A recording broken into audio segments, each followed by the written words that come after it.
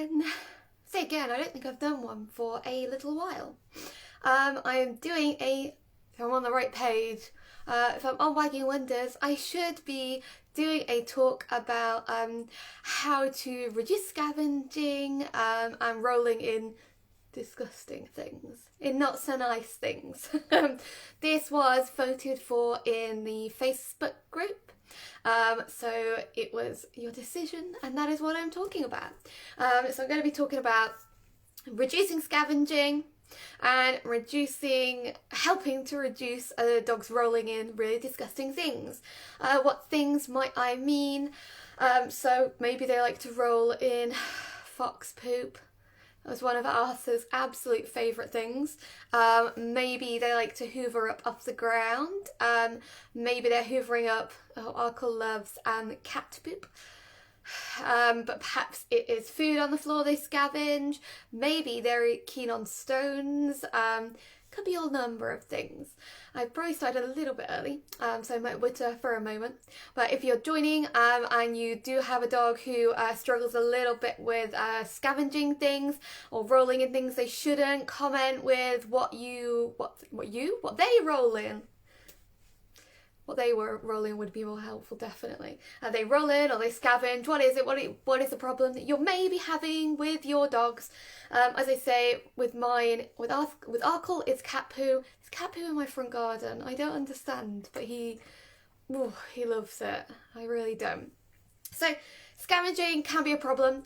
It can be a big problem for some dogs and owners because if they're scavenging, so they're eating something that they shouldn't be, we have the potential for it to be dangerous. It could be something completely unsafe.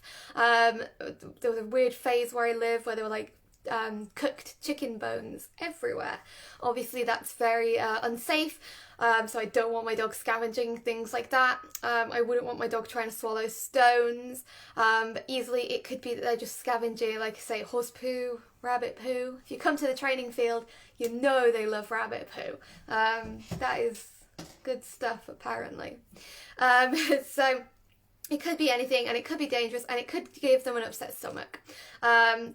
Our Arkle definitely seems to have a sensitive stomach. It is not helped by eating cat poop, not at all. So we are working a lot on this at the moment. And again, rolling in stuff could be dead stuff. I say that repeatedly because it's suddenly like getting flashbacks of my dogs rolling in dead stuff. Birds, bunnies, yeah. I think Arthur was quite fond of a crow one day. It wasn't pleasant. So we want to reduce that because it can be dangerous and it can be something that potentially reduces our dog's ability to recall. And by the way, I don't know what's going on with the lighting. I have no idea. It could reduce our dog's recall, and it can increase problems on lead as well. If your dog is constantly scavenging, looking for food, looking for stuff to roll in on or off the lead. So it's a really tricky one because dogs in general are going to enjoy this kind of stuff. It is kind of a natural instinct. They're going to want to hoover up things. It's nice, it's there. They're scavengers by nature. They're not necessarily hunters by nature. They're scavengers by nature. And along with that, rolling in stuff, in theory, is supposed to make them, in theory, smell like the thing, which helps them hunt it better because they go on unnoticed. Whether that's true or not is sometimes debated, but that's why they do it. So it's very much they're very much behaviours that are quite fun. They're quite self-reinforcing. They're quite engaging for the dog. So we need to do quite a lot of work to try and reduce these kind of problems because they're going to be by nature pretty fun, right? They're going to be pretty enjoyable. So what kind of things can we do? Like I say, flashbacks to Arthur. Arthur really loved a lot of this kind of stuff. Not the training, the vile stuff. So what did we do? We did a lot of self-control, natural self-control in that, some of you might know this anyway, some of you might have done my classes, some of you might have done it anyway with your dogs, but we do lots of natural self-control where I put the food in front of the dog's face. They're going to bite it, they're going to try and eat it, and when they stop, we're going to mark them or praise them, yes, give them one of the treats and keep going until you have a handful of food. and they're not taking it. I mean, in your hand is one thing, but in real life, the things that your dog probably wants are on the floor. So I often recommend practicing this with food on the floor, with your foot as like the cover, as like the buffer between, I really don't know what's with the lighting, between the food and your dog. Meaning that if they go for it, you can cover it with your foot calmly. But if they don't, you can keep rewarding them for not going for that food on the floor. Because I think one of the biggest problems that we tend to have as humans is we wait until there's a problem. And this kind of problem is not pleasant. They're eating something disgusting usually. And then we tend to be like, oh my God, don't do that. And we move on. And the problem is, there are two problems there, actually. One, we can sometimes make a big deal of the thing that they're interacting with, which can make it way more interesting. But secondly, which I'm going to link to first, we don't use the opportunities that arise. We have, this thing that our dog really wants. Let's say it's not a dangerous thing. Let's just say it's rabbit poo. Let's just say it's a wrapper. It's not something life-threatening. And we're like, no, leave it alone. We're carrying on our walk, and we lead them past. We recall them away. But that thing there was something that we could control in an environment. We could cover it with our foot, and we can do the same thing. We can do the exact same thing with the game that our dog already knows, if that makes sense. We can cover that food. I'll try again. We can cover that not so food, that nature-induced thing, and we can cover it with our foot.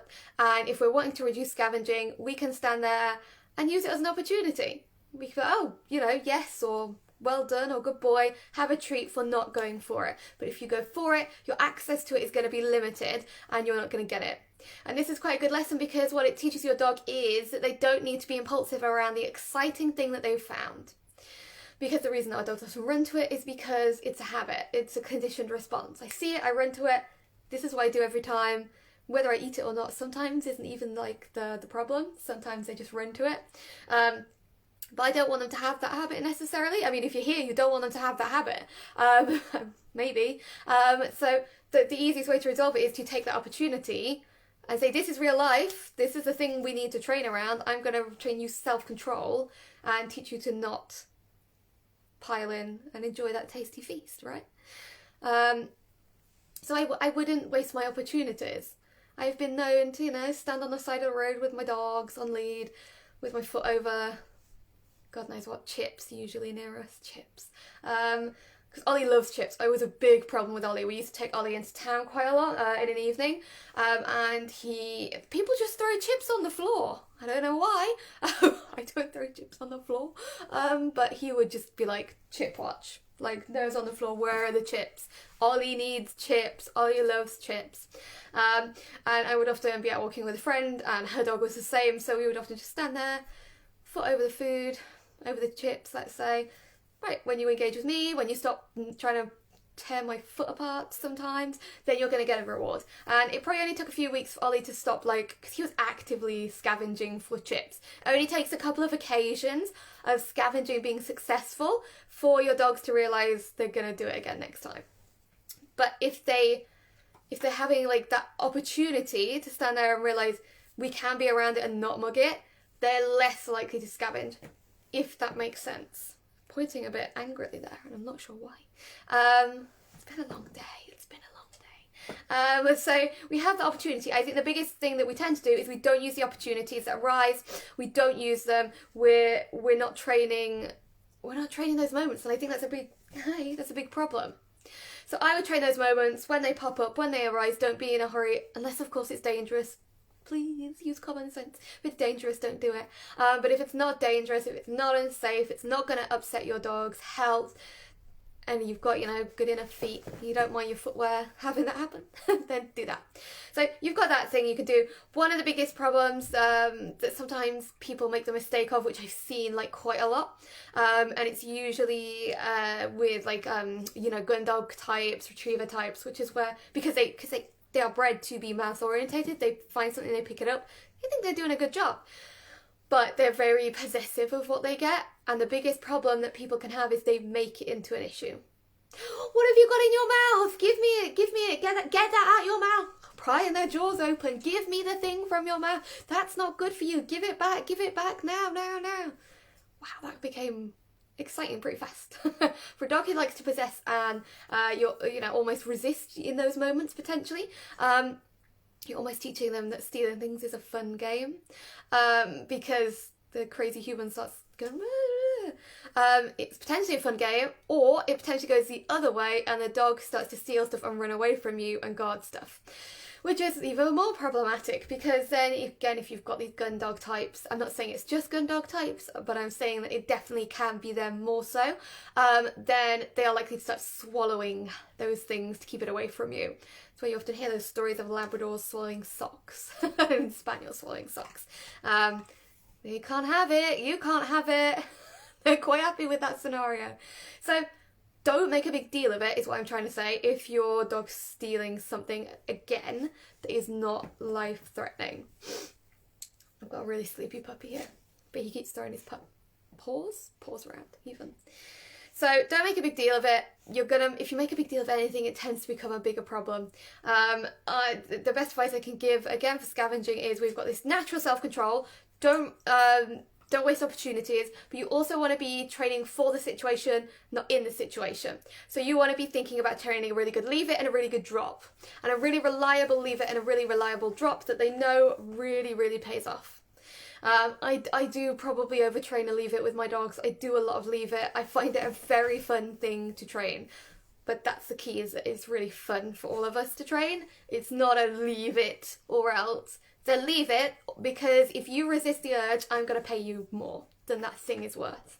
And we do a lot of leave it games. We do a lot of leave it games where I tell them to leave something and I release them to the item afterwards, which for me is really helpful, because they don't think it's a leave it and you're never going to get it, because for some dogs that can be quite boring and they're probably not going to do it. Uncle just appeared there. So I train a good leave it. My dogs do it with toys, food, and I'm going to train that leave it and do that self-control training around the things that are problematic again. So maybe not, wildlife poo. But you've got a puppy who's eaten stones, do the self-control game with stones. If you've got a puppy or a dog, who is, scavenging anything they see, try practicing it with like wrappers and all sorts of things. We tend to think in the box with like leave it with food, but that's probably not always going to be what real life is. So we do lots of leave it games. We're trying really hard to do lots of drop games. We use toys for the drop games. I'm not going to go too much into how to teach drops and leave it, to be honest. But I do a lot of that. I do a lot of work on that, because I need to train for the situation and not in it. If I'm only asking for a leave it or a drop where my dog has something, then I'm probably not going to succeed. I need to make sure I'm training for the fact that I need it, rather than just say words to my dog and expecting them to know what it means. So along those lines, I would also practice my leave it and drop on my walks when there is nothing exciting around. I would do leave it with my food or toys or whatever it is I take out, and do it that way, so that we are getting self-control around like a real life sort of situation, in a real life situation, but not necessarily in the problem situation then, if that makes sense. So what else can we do? There's loads we can do. So one of my favourite things to do, which I've probably talked about a few different things maybe here a few times, so apologies to those who I am repeating myself to. One of my favourite things for a dog who scavenges, and I'm going to go with scavenge again, I'm going to come more to rolling and stuff in a minute. The dog who scavenges, and they regularly scavenge, they like finding things, I'm going to teach that dog to retrieve, because although I might not like the items they're going to retrieve to me, there's far less of a problem than if they just took the item and ran off. For example, when Arthur was younger, he loved finding anything. He would just disappear and return with stuff. He would bring me wrappers, he brought me like a bread roll once, all sorts of stuff. One day we were in a field and he picked up a very recently deceased rabbit leg. And I was not thrilled with the way that could go, but I called him to me. He's used to be calling him when he has items in his mouth. It wasn't even a formal retrieve, as I don't really think I taught him one at that point. But we called him. get him loads of treats. I flung this rabbit leg behind me. I went, oh, thank you. Yes, it was absolutely disgusting. It really was. But I much preferred that he brought it back than he ran off with it. So I definitely make sure that when my dogs have something, I don't make a big deal of it, and I do trade up, even if it is absolutely disgusting. As long as they give it up, they're going to get a reward for giving it up. So I'm going to make sure that at home I'm probably practicing recalls with items. If I'm not, teaching a formal retrieve, we can still do it that way. I am probably going to practice trading up toys for treats as well, various things like that. Honestly, that could have gone much worse. One of my other things I love to do is something that, again, everyone might like to do, but I found hugely successful. I mean, I didn't have any problems with Arthur once we'd done some training, which was that I trained him to recall from something and then go back to it. So I did a lot of what I call pre-mac recall with Arthur, which was... It's one of those things where if you just call your dog off rolling and stuff, if you just call your dog off fun things, I think I've said this before, you're probably bored of me saying it, it makes you the fun police. However, if I call my dog regularly and then release them back to the thing that they were enjoying, then they are going to be far less likely to actually want to enjoy that thing. Because they're learning they can have access to it. It isn't something super exciting that they have limited access to. Novel things are really exciting. So this might be, I'm afraid, your wildlife poo, for rolling, or just scents. If you've got a more floofy dog than a whippet, rolling even in worms is probably a bit disgusting, or bird poo, or things like that. It's probably going to get in their coat and be rather disgusting. I quite like that I can wipe my whippets, so that kind of thing isn't a problem to me, mainly, but that's a personal preference rather than anything. But what I do is, if there is a distraction, I feel like, you're going to have a bath at the end of this anyway, or, if we're talking about rolling and stuff, or again, it's not something unsafe for them to be eating or chewing at, which in the main things like rabbit poo, kind of falls into that category. I'm going to recall them off it, really excited, and then I'm going to release them back to it. I'm going to say, now you can go and do it again. I might run with them back to the thing if I've not done a huge amount of training for releases. And then I'm going to recall them off it again. And then I'm going to send them back to it again. And then I'm going to recall them off it again. Then I'm going to send them back to it again. Because after the third or fourth go, maybe even fifth, they start to go, you're mad. They start to go, why are you doing this? This doesn't make any sense. I don't like this anymore. Are you mad? This is crazy. So you should start to find that your dog is far less interested in rolling and things when you deliberately give them access to it.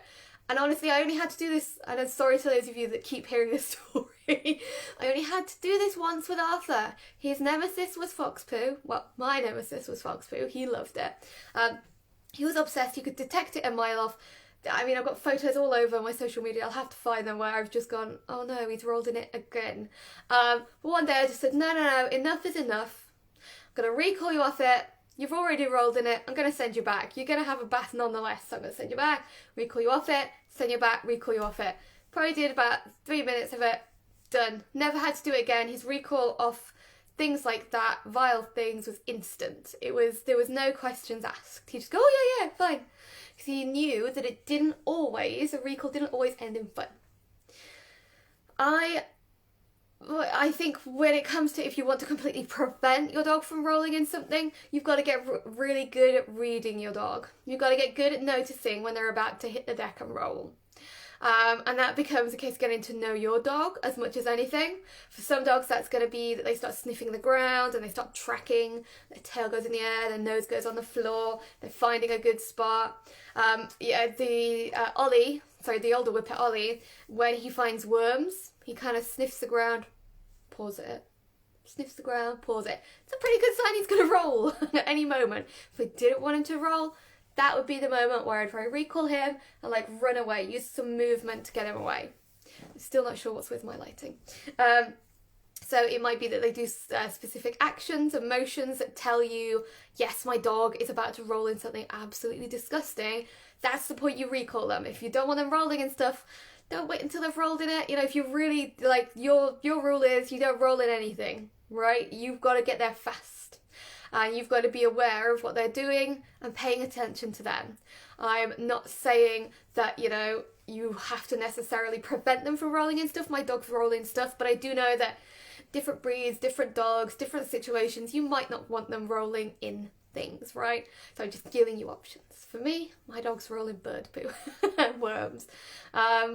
Ideally nothing else. But if I notice them, like, you know, for those of you that have dogs that roll in like fox poo, you can always tell straight away where they're going. When they start running, they just run with like this determined, like non-stop run, and you're like, ah, I don't know if you all know what I'm talking about, maybe it's just me. You just suddenly see a change in their run and you're like, ah, I know what they're going after, and they completely know where they're going. And Arthur wouldn't even like pause, he would just go, oh, it's here, and like throw himself like straight on the floor. There was no sniffing, there was no finesse, there was nothing like that. He just went, this is where it is, I smelled it a mile off, boom, hit the deck. If I really didn't want him to do it again, I would have tried to recall him on his way to it before he dive bombed it, which is what I was able to do. Cherry hesitates to either roll in it or wee on it. Oh, okay, so you have a bit of, I like her options there. Make sure no one else has it. Yeah, some dogs might wee on stuff. My Jack Russell would have preferred to do that. I don't think he really rolled in much. I might take that back later. Yeah, so if you notice that moment of hesitation, that's the moment I would recall. And if you want to, you know, if you caught the bit before, you could, if you wanted to, depending on what it was, then send her back before you send her back, so that she starts to sniff again. Before she rolls again, call her back again, send her back so she's going back and forth. So she isn't rehearsing rolling, she's just rehearsing sniffing and taking it in, if that makes sense. But I'm not sure if you caught that bit earlier. She has a second where I can see her considering which one. Yeah, and I think it depends, if you're really good at reading which one she's going to do, like if she's going to wee on it, that's not a problem. But if you're not sure which way it's going to go and you really don't want to roll in it, she has that lovely coat. I love Cherry's coat. I really miss seeing Cherry. I hope she's doing okay, by the way. But if you're not sure which way it's going to go, I would recall her at that split second if you don't want her rolling and stuff. But yeah, that's it. It's catching that moment and catching that, you know, noticing, like, so much of being off lead and rolling and stuff, and, you know, nature is about getting to know what they're doing and what they're saying. Like a slight tangent, but the other day, we were at the quarry with Arkle, and suddenly his nose went in the air. You know, it's like those cartoon dogs where they're smelling, like, you know, a restaurant or something. Their nose goes up and they start like following it. And he started to do that. I'm pretty confident, based on my other dogs, that means there were bunnies or even deer. And I think with the quarry, deer is quite likely sometimes in the area. I wasn't going to wait and find out because he stopped responding to me. We did a bit of training, or, you know, I did a bit of verbal check-ins with him, and he said, no, there's good stuff here. And so I put him on the lead because I wasn't going to wait and find out which choice he was going to make there, because I'm pretty sure he's still quite young. I'm not going to lie. I don't think I could recall him off a rabbit or a deer at this point. So I didn't let him. So a lot of it is about learning to read what our dogs are doing and what they might be about to do and what they might be about to consider doing. That was the same word said a few times. It's been a long day. So I think that's about everything. Oh, hang on, I can see your question, Michelle. It just takes me ages to read. So if she doesn't listen, is this basically she doesn't have good enough recall, as she will come back at her name, but sometimes when it's something gross, she almost doesn't hear me. She's totally gone to the rolling. I get right above her and she's still rolling, won't even stop if I'm next to her. Okay, so it could be that your recall just isn't as exciting as the gross thing. Dogs are great like that. It could be that. I think though sometimes our proximity to the interesting thing makes it a bit more interesting. So I would almost be inclined to, when I'm recalling her, call and move away from her. And you know, if she has a ball or anything, hold that in the air. Because I think she likes her ball. But I think the closer we are, sometimes I've seen that almost make dogs roll more. Because they're like, oh my god, I only have so much time. I'm going to have to really, like, hit the deck, or eat it, or eat it faster, or whatever it is they're doing. They kind of just do it a little bit speedier because there's pressure on. We're putting that pressure on, and they know that our proximity to them in that context means that fun is about to end, unfortunately. So maybe I would consider trying to use movement with the recall. I would maybe I'll try and get some videos to practice like a pre-mac recall. So if for anyone watching, you have Snuffle Mat out or something similar, something that represents. Oh no, what have I clicked? I'm just trying to. No, I nearly went there. You also we go, no, I clicked the wrong thing. I'm not allowed to play with technology. Sorry. I think you're just like, no. That's always how I do things. So I would do a pre-mac recall. I would have Snuffle Mat, dog food dish, whatever it might be. I would start by just recalling them off an empty dish or an empty Snuffle Mat from a distance. Fido, come! Fido comes off, reward Fido. Okay, go back to empty food dish. It still represents value if it's empty, so we're getting used to recalling off of something. Hi, Huckle. And then I would have them on the lead. I would put something in the dish, and then in something low value. So I got my low value.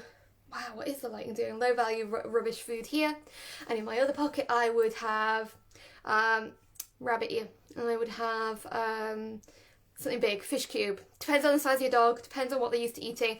Basically, we're stacking the deck. We're stacking the deck really well. I know I'm now talking about something probably entirely different, but it should be helpful nonetheless.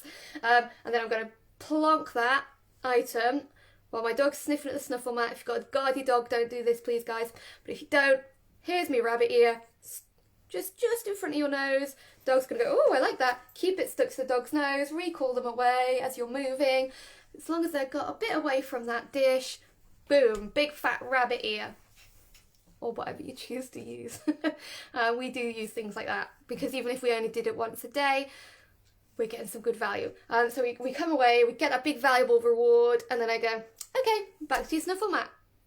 Back to that Snuffle Mat full of food. And they go, so sometimes I can recall off exciting things.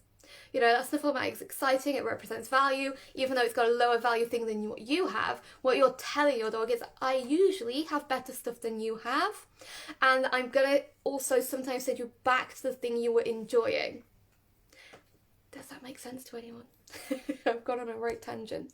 Let me know if you've got any questions on that. I would definitely practice that in terms of dogs who struggle to recall off something disgusting and they're not necessarily very responsive in that context, because it just tells me a little bit that at the minute the gross thing is higher value than what I usually have, and unfortunately gross things tend to be pretty good. So the way that I would do it is I would practice around distractions and practice having not just a little value reward, but the best value reward possible. So if you have ever seen any videos of Arthur recalling off food, that's pretty much how I taught it. And then I dialed up the reward in the distraction, and then I dialed up the reward that I had. And some of you are gonna watch this and say, but I can only do 1 or 2 repetitions with like a rabbit ear or a fish cube or whatever it is you're using. Doesn't matter. Once a day, doing that with the thing that you're probably already going to give them anyway.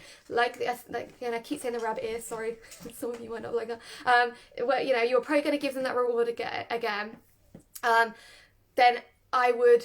I've lost my train of thought. You're going to give them that reward again once a day, 7 days a week. You've done 7 recalls off a distraction with not just a little reward, but a big, huge, high value reward. And that is what you want to be doing to get a recall off a big distraction like something disgusting.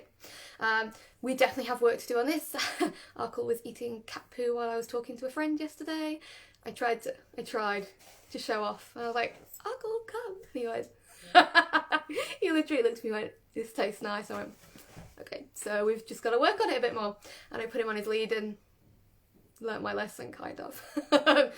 So I think we will come on your next recall and distraction course when there is a space. Yeah, absolutely. I'd always love to see Cherry. Always be good. We could always even have a session out at the quarry. I'm a big fan of doing training in places at the minute. It's just fun. It's just more fun in life sometimes. But that's just me rambling. So, I think I'll recap everything I've talked about, but if any of you have any more questions, then, hello Arkle, then just comment below. Arkle might try and show you some stuff in a minute because he's trying to show off when he's awake, which he should be. No, he should be sleeping actually. No, that's wrong. So, what have I said today? I've said in terms of scavenging and rolling and things, I would be practicing natural self-control. So that is our. Can we try it, Arkle? Can we move back and try it? I won't be able to see the screen, I don't think. Arkle. So our natural self-control is that food in the hand. So it's rubbish food and not going for it, or food on the floor under our feet where the dog's not going for it. That natural self-control is going to mean that they are less likely to make their own poor choices. Arkle could have all of this. I'm always giving it a bit of a go, but he's not at the minute. We're going to practice a lot of that, and again, as I said, I would practice it under your foot as well. I think I'll try and get some videos of with Arkle as well at some point. I would practice that in real life. I would not waste your opportunities. You're off the camera now, mate. It looks like I'm training an imaginary dog. Don't waste your opportunities. Don't be, in a hurry to move away from something. If it's safe and it's workable, then have a go working around that. On the camera, having a work around that distraction.